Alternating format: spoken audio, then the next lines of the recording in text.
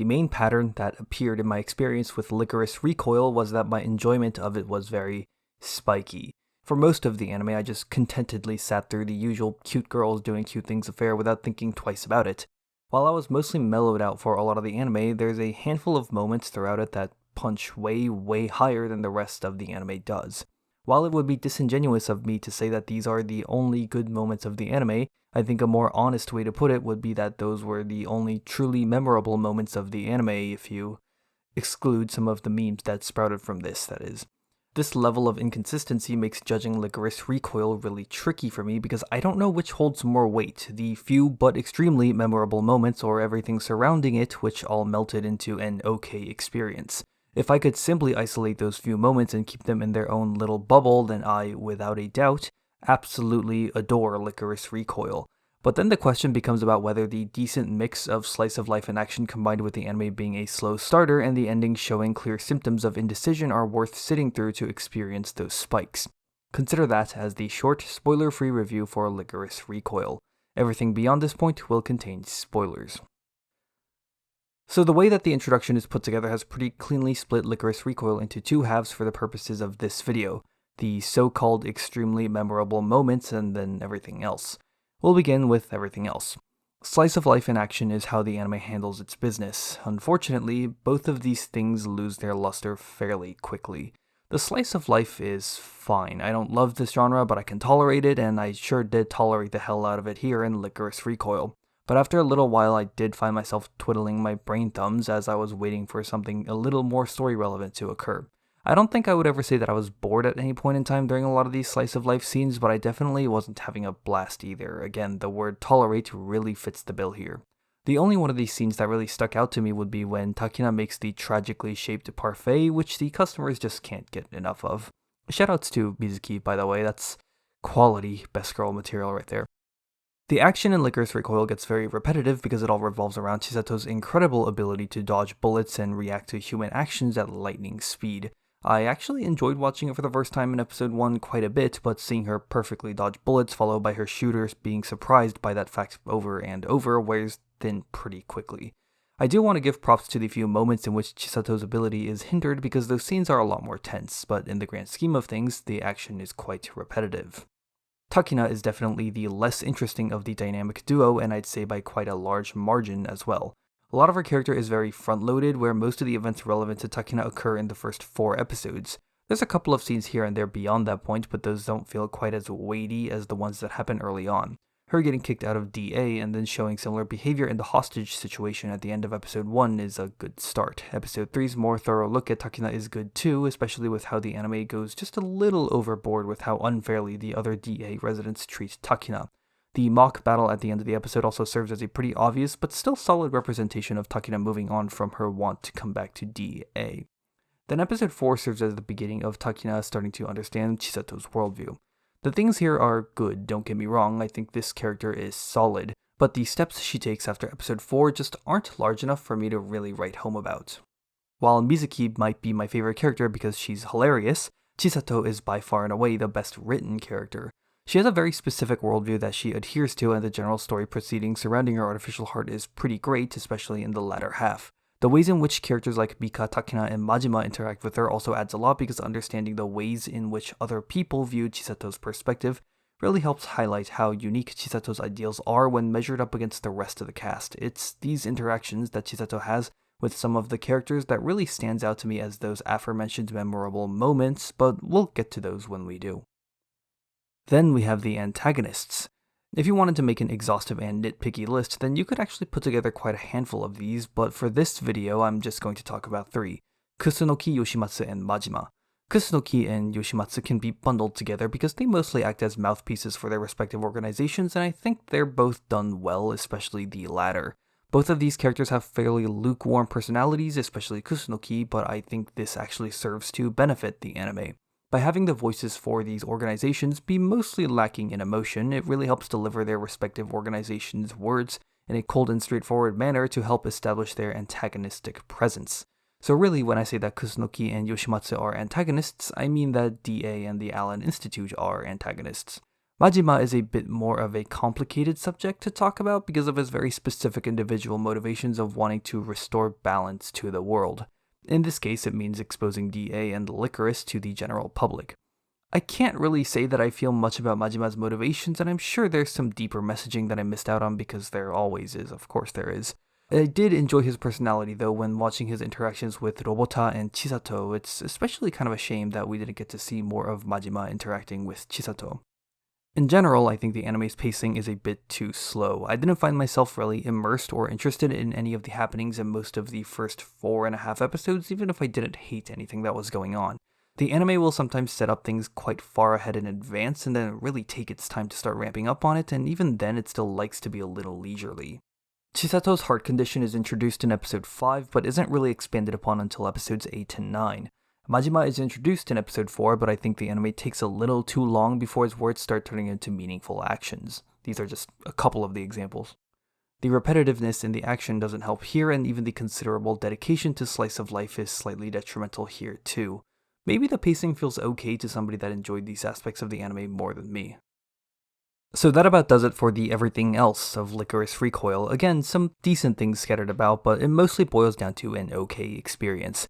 I know I haven't talked about the ending yet, but I'll get to it later on in the video.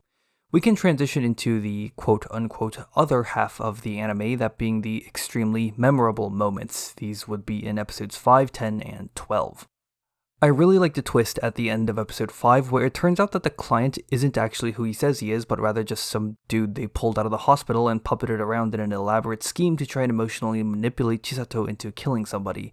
This is the core of Chisato's character arc, where the elusive Allen Institute is trying to use her talents of being able to perfectly dodge bullets to turn her into an actual hitman, rather than her current pacifistic but extremely effective methods.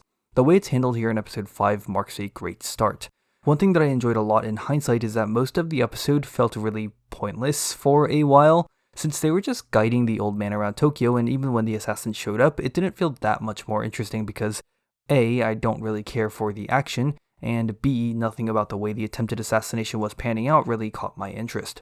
Even when the old man ordered Chisato to kill the assassin, her very quick and confident refusal snuffed out any real tension that could have been there. The old man flatlining immediately afterwards was hilarious more than anything else because of the idea that he couldn't handle the refusal to such a degree that he immediately died. So this put me in a bit of a lull for the episode where I wasn't necessarily bored, but I also didn't feel particularly engaged with it either, and I was mostly ready to write this episode off as something insignificant. The reveal of the twist completely kicked me out of this lull, and I don't think I would have found this twist to be as impactful or enjoyable if it wasn't for the fact that it completely repainted a sequence of fairly peaceful events into an attempted act of manipulation. The events of episode 5 are probably the best single example of the spiky nature of my experience with Lycoris Recoil. Most of the episode was just okay, until the twist at the very end dramatically increased my level of interest for a short time. Episode 10 contains a pretty good payoff to one of the build-ups the anime has been working at. Bika finally comes clean to Chisato about what Yoshimatsu wanted all those years ago, and while she's initially upset, she eventually thanks Mika for letting her decide how to live out her limited life. Mika then responds by telling Chisato that she looks like a daughter that he can be proud of. I think what makes this scene really tug on your heartstrings is that you can tell that both of these characters are being completely honest with one another. Mika's guilt about the situation, as well as how much Chisato enjoys her life at Lycoris Recoil, have been something the anime has laid out quite clearly for the viewer in previous episodes. I don't think that anything that happened in this scene should come as a surprise to the viewer as long as they've been paying attention, but that's also part of the reason why this scene is pretty great. You can really feel the burden of guilt coming off of Mika's shoulders at that moment, and that he's truly proud of who Chisato turned out to be.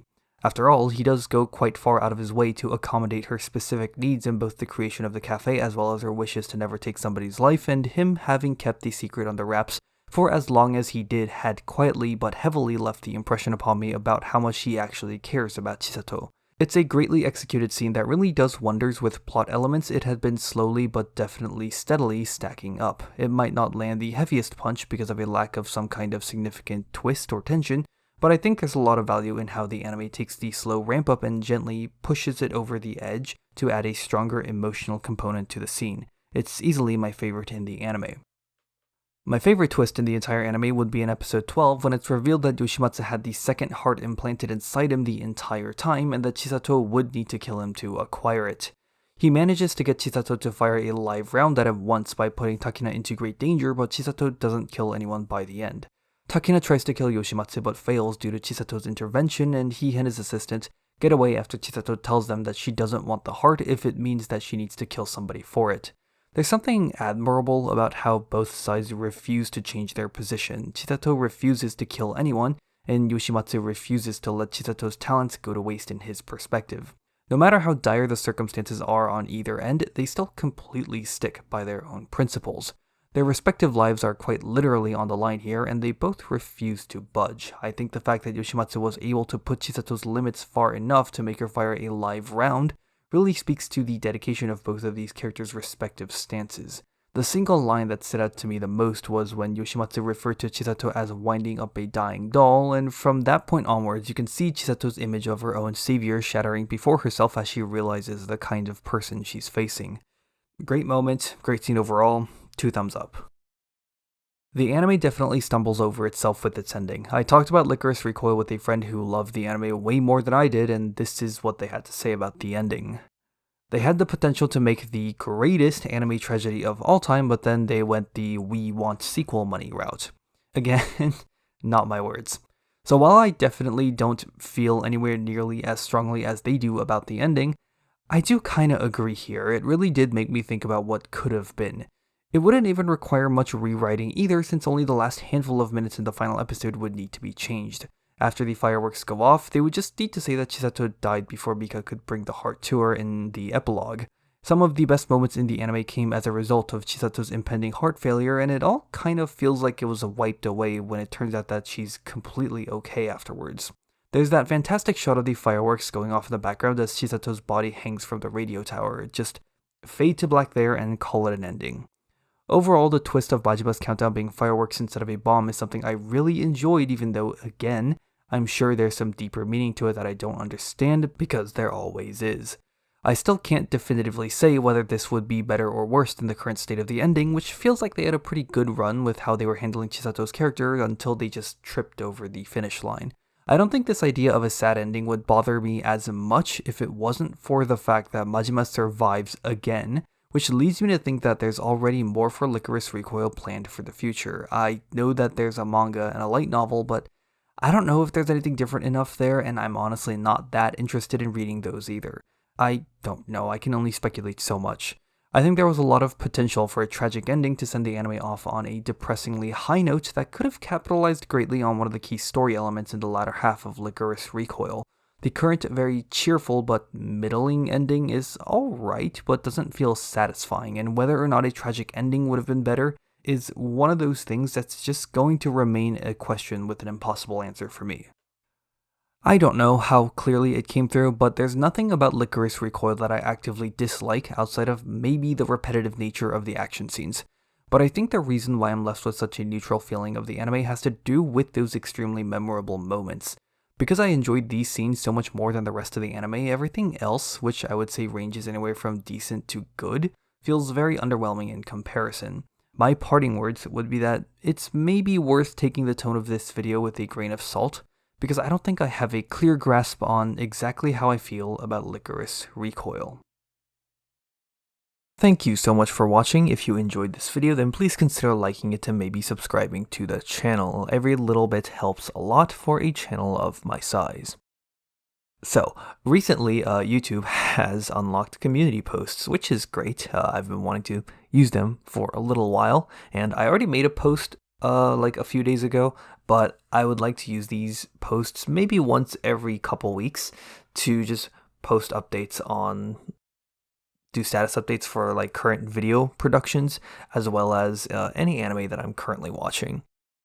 I would also like to do a longer video again soon, something akin to like Darling in the Franxx in terms of length, but I haven't really decided on what to do it on yet. Maybe Shadow's House Season 2, but I haven't watched that yet, so that could end up being a short video. I would like it to be a longer video because I really like Season 1 too, and there's manga to cover as well, but who knows? If there is a longer video coming out, it's definitely not coming out next because I don't think I'll be able to fit it within a November upload schedule, so it might be November gets a short video and then maybe in December we get a long video.